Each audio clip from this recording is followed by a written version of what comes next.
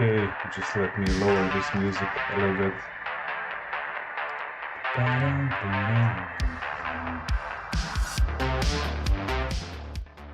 There it is.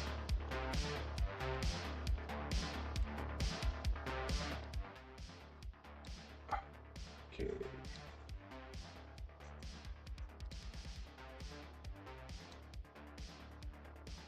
Okay, so I'm back. And where were we? Oh, thanks, Misha, thanks. Yeah, it's complex work. It's really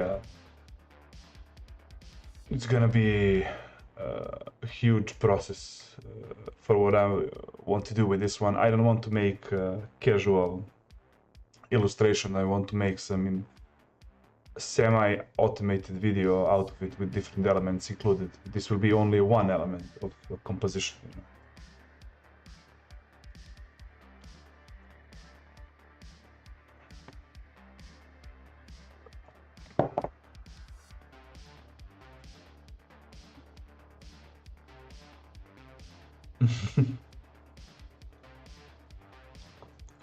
What do you mean, compositor, Misha? Compositor. Okay. Yeah, man.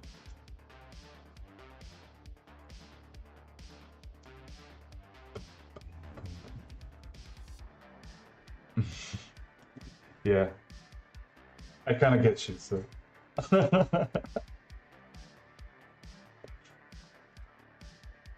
Here, let me show you the real reference. Just let me find it in a sec. Oh, so many windows, man, and only one monitor.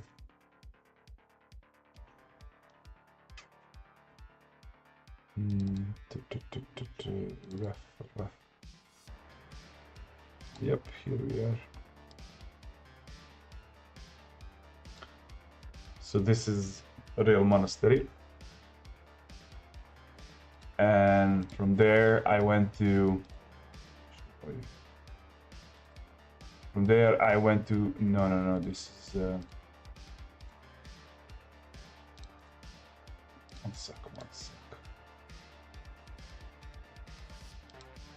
Why did I have open option? What the fuck? Here it is.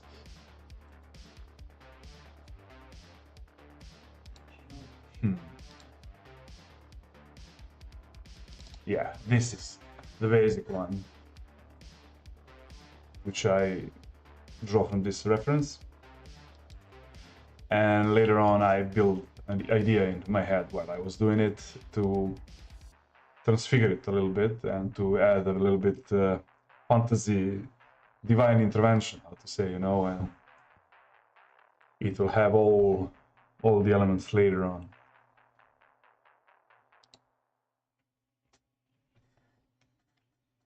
And the roots, of course, trees are, you know, branches are spreading around, carrying the symbol of fate.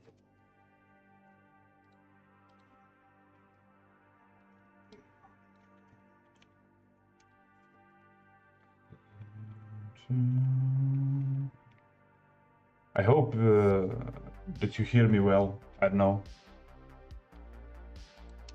I mumble. Pum, pum, pum, pum, pum, pum. Is this? Is this no good? This we must change.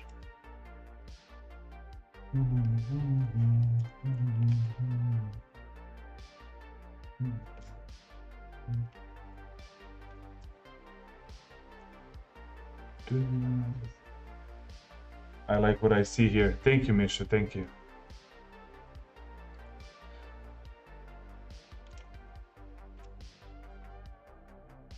But I hope by the time I finish it, it's gonna be awesome.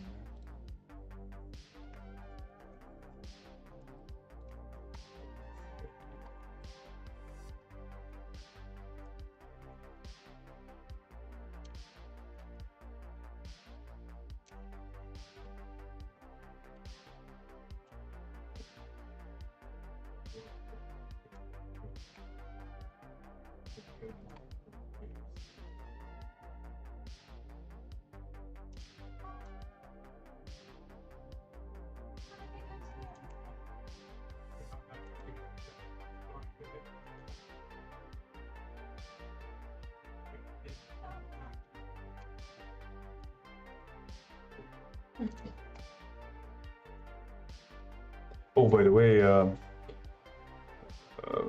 I was looking into some music authors of you know, their music that they are spreading on YouTube, and there is a lot of good music that would go toe to toe with this illustration style.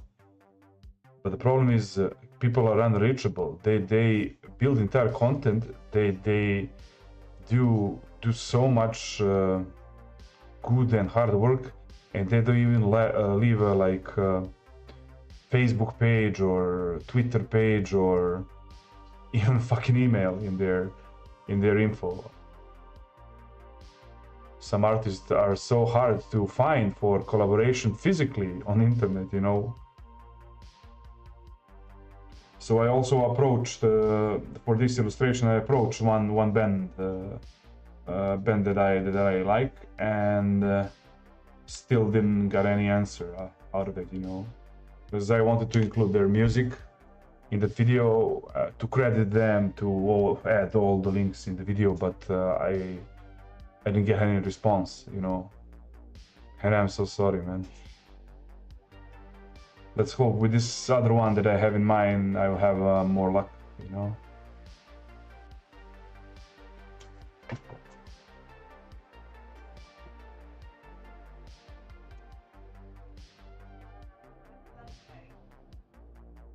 Because I don't want my videos to get demonetized or even deleted because of some royalties.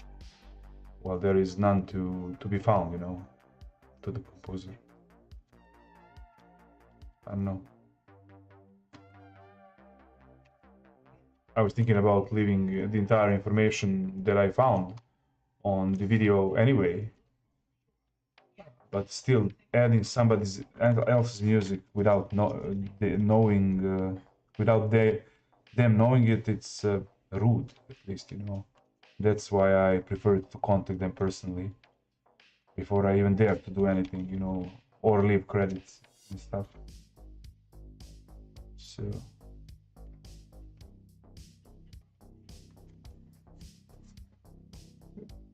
I mean, you do like 3 albums, you know. You have 3 albums on YouTube and you can't be barely found, you know.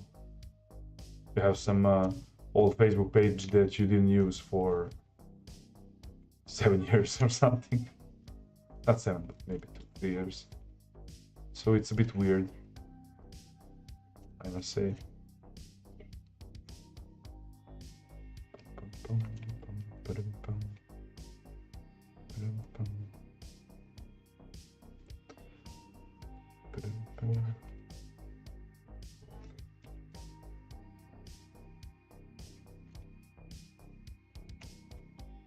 I don't know what I'm doing here at the moment, so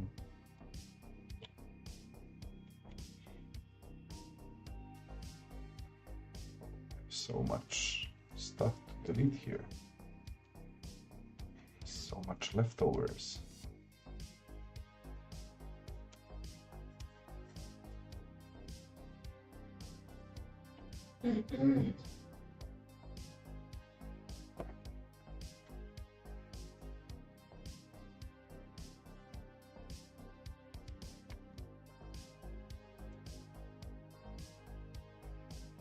Whoa, whoa.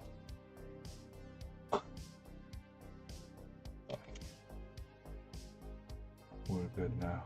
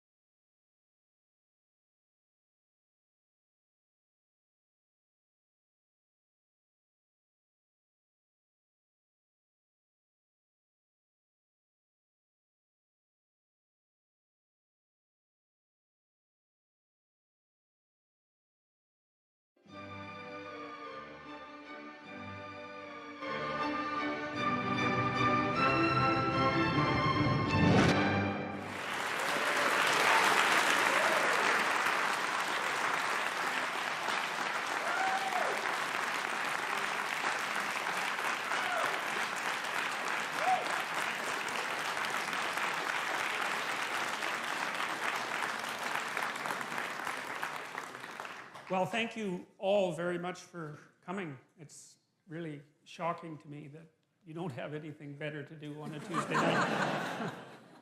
No, seriously though, it is. I mean, you know, it's very strange in some sense that there's so many of you here to listen to a sequence of lectures on the psychological significance of the biblical stories. It isn't something I've wanted to do for a long time, but it still does surprise me that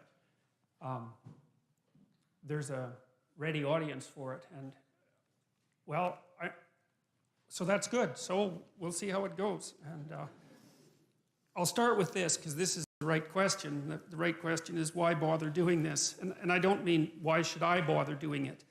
I have my own reasons for doing it, but you might think, well, why bother with this strange old book at all? And that's a good question, you know. It's a contradictory document that's been cobbled together over thousands of years. It's outlasted kingdoms, many, many kingdoms. You know, it's really interesting that it turns out that a book is more durable than stone. It's more durable than a castle. It's more durable than an empire. And that's really interesting, you know, that something in some sense so evanescent can be so long-living. So there's that. That's kind of a mystery. I'm approaching this whole scenario, the biblical stories, as if they're a mystery, fundamentally, because they are. There's a lot we don't understand about them.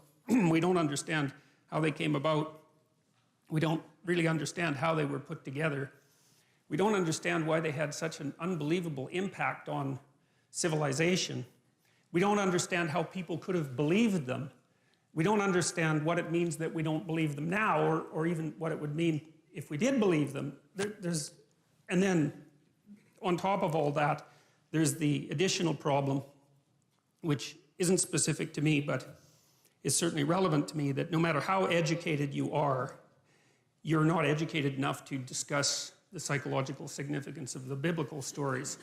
But I'm going to do my best, and partly because I want to learn more about them. And one of the things I've learned is that the best way to learn about something is to talk about it.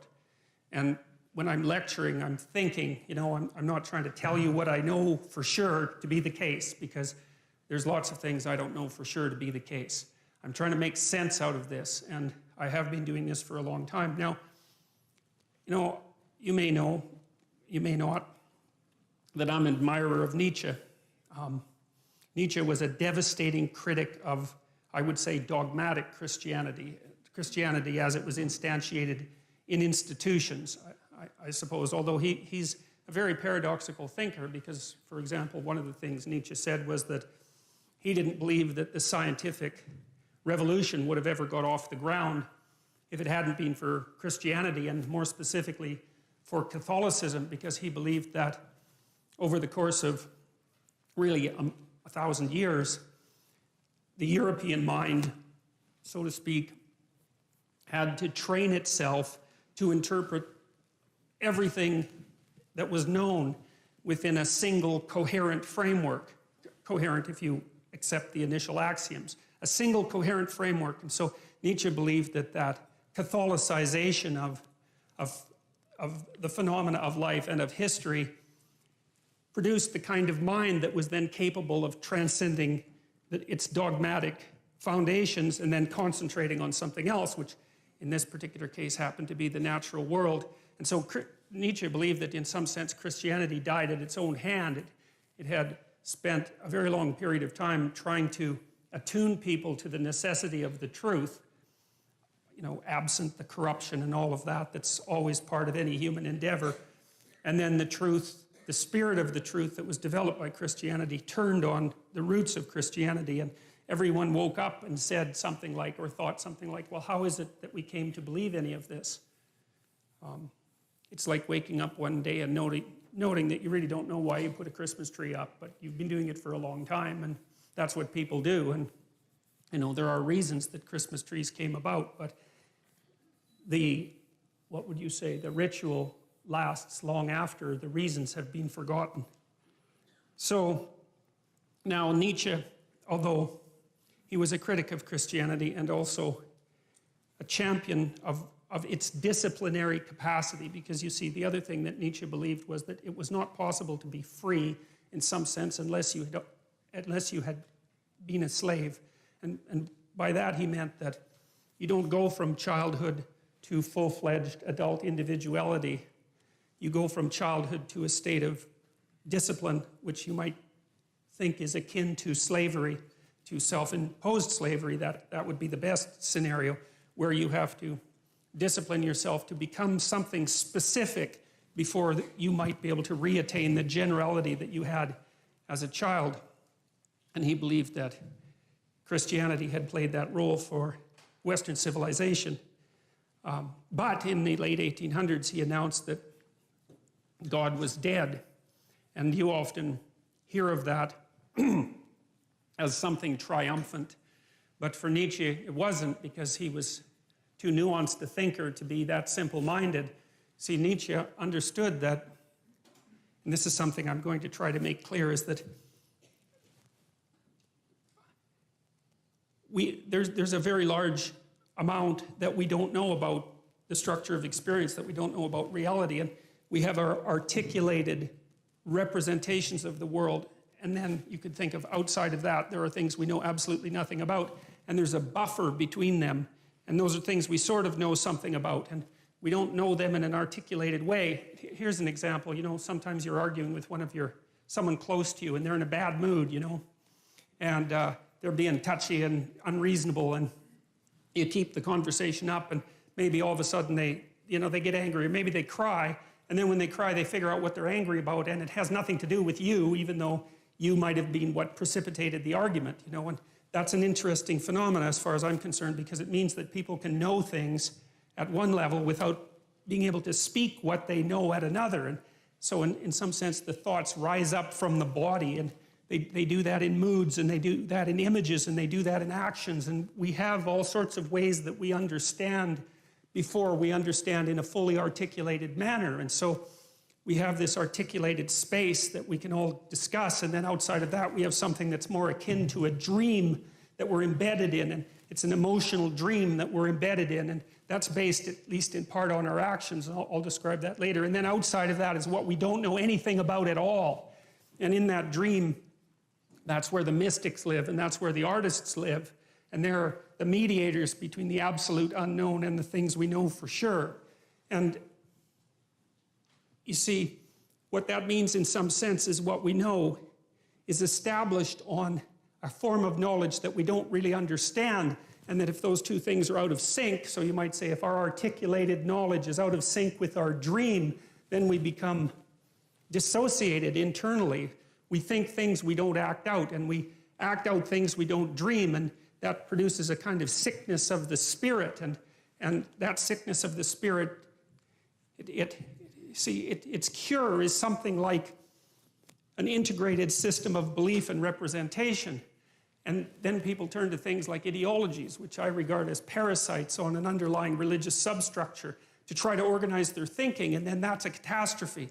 And that's what Nietzsche foresaw. You see, he knew that when we knocked the slats out of the base of Western civilization by destroying this representation, this God ideal, let's say, that we would destabilize and move back and forth violently between nihilism, let's say, and the extremes of ideology. He was particularly concerned about radical left ideology, you know, and believed and predicted this in the late 1800s, which is really an absolute intellectual tour de force of staggering magnitude, predicted that in the 20th century that hundreds of millions of people would die because of the replacement of these underlying dreamlike structures with this rational but deeply incorrect representation of the world. And, you know, we've been oscillating back and forth between left and right in some sense ever since, and, you know, with some good sprinkling of nihilism in there and despair. And in some sense, that's the situation of the modern Western person, and increasingly of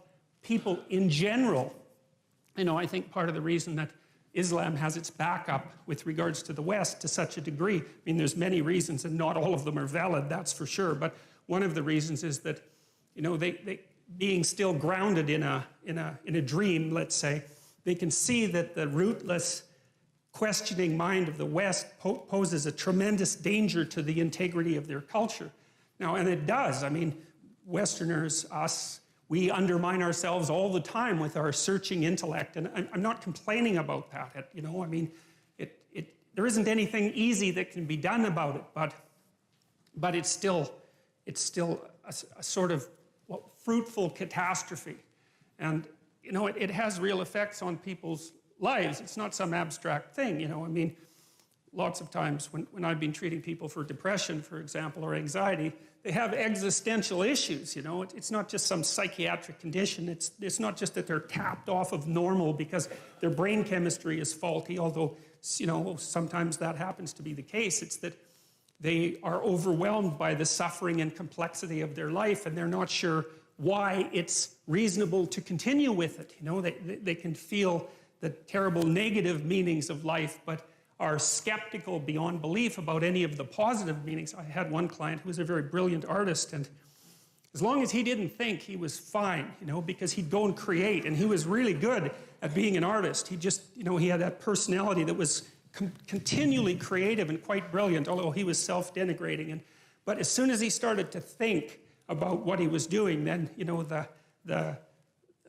it's like a drill or a saw or something like that. He'd saw the branch off that he was sitting on, because he'd start to criticize what he was doing, even the utility of it, even though it was sort of self-evidently useful. And then it would be very, very hard for him to even motivate himself to create.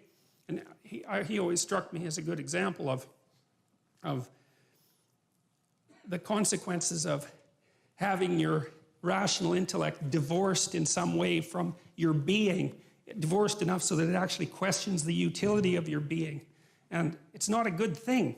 It's not a good thing. And it's really not a good thing because it manifests itself not only in individual psychopathology, but also in social psychopathology. And that's this proclivity of people to get tangled up in ideologies, which I really do think of as they're like crippled religions. That's the right way to think about them. They're like a religion that's missing an arm and a leg but can still hobble along, and it provides a certain amount of security and group identity, but it's warped and twisted and demented and bent, and it's a parasite on something underlying that's rich and true, and that's how it looks to me anyways. And so I think it's very important that we sort out this problem.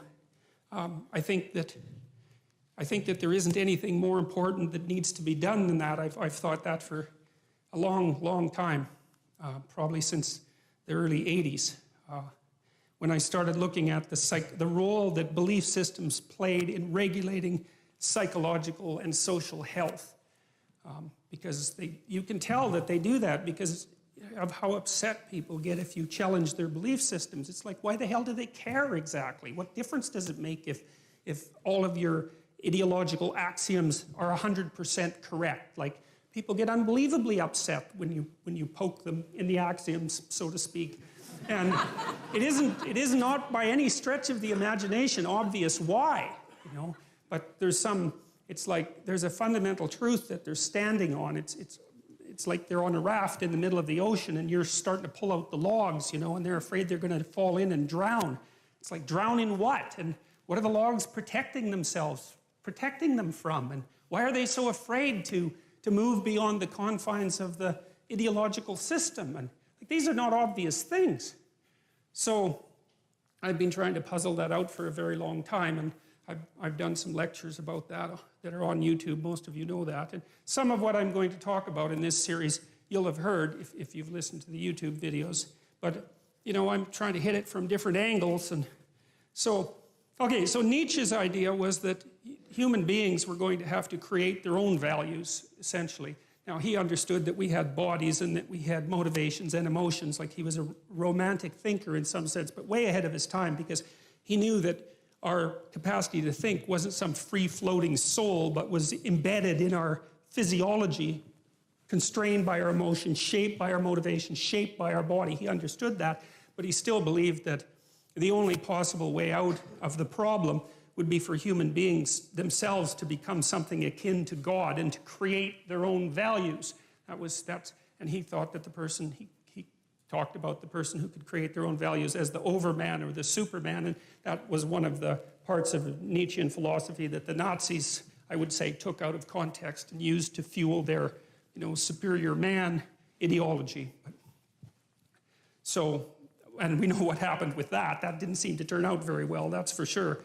And see, I also spent a lot of time reading Carl Jung, and it was through Jung and also Jean Piaget, who's a developmental psychologist, that I started to understand that our articulated systems of thought are embedded in something like a dream, and that dream is informed in a complex way by the way we act. So,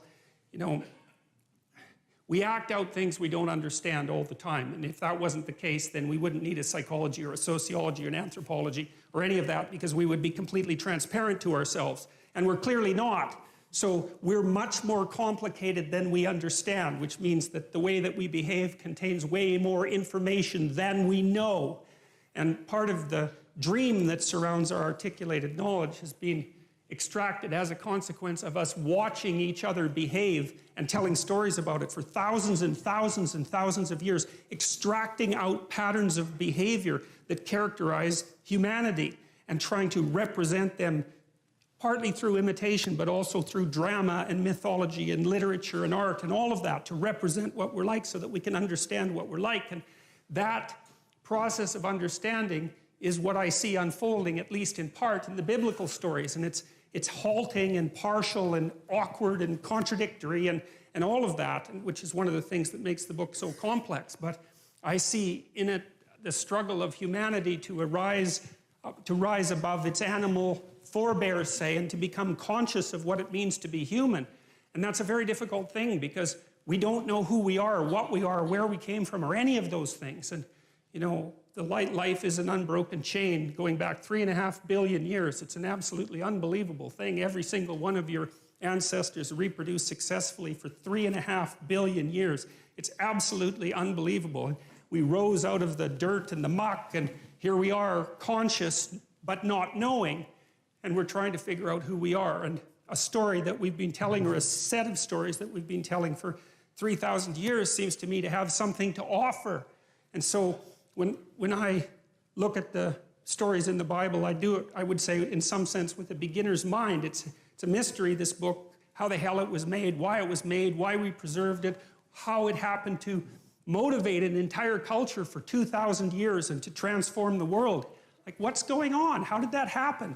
It's by no means obvious. And one of the things that bothers me about casual critics of religion is that they don't take the phenomena seriously. And it's a serious phenomena. I mean, not least because people have the capacity for religious experience, and no one knows why that is. And I mean, you can induce it reliably in all sorts of different ways.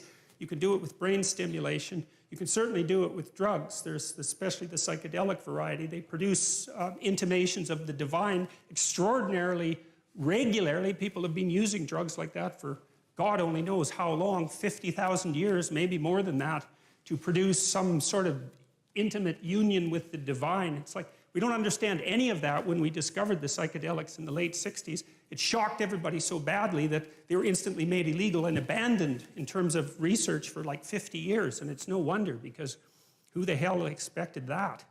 Nobody. Now Jung was a student of Nietzsche's, you see, and he was also, I would say, a very astute critic of Nietzsche. He was educated by Freud, and Freud, I suppose, in some sense, started to collate the information that we had pertaining to the notion that people lived inside a dream. It was Freud who really popularized the idea of the unconscious mind. And we take this for granted to such a degree today that we don't understand how revolutionary the idea was. Like what's happened with Freud is that we've taken all the marrow out of his bones, so to speak, and left the husk behind. And now when we think about Freud, we just think about the husk because that's everything that's been discarded. But so much of what he discovered is part of our popular conception now, including the idea that your perceptions and your actions and your thoughts are all, what would you say, informed and shaped by unconscious motivations that are not part of your voluntary control. And that's a very, very strange thing. It's one of the most unsettling things about the psychoanalytic theories, because the psychoanalytic theories are something like, you're a loose collection of living sub-personalities, each with its own set of motivations, perceptions and emotions and rationales, all of that. And you have limited control over that. So you're like a plurality of internal personalities that's loosely linked into a unity. You know that because you can't control yourself very well, which is one of Jung's objections to Nietzsche's idea that we could create our own values. So Jung didn't believe that, especially not after interacting with Freud, because he saw that human beings were affected by things that were deeply, deeply affected by things that were beyond their conscious control. And no one really knows how to conceptualize those things. You know, the cognitive psychologists think about them in some sense as computational machines. And the ancient people, I think, thought of them as gods, although it's more complex than that. Like rage would be a... Anyway, this is gonna be a shorter stream than usual because I'm feeling tired, and be back another time, guys. Thanks for watching and love you all.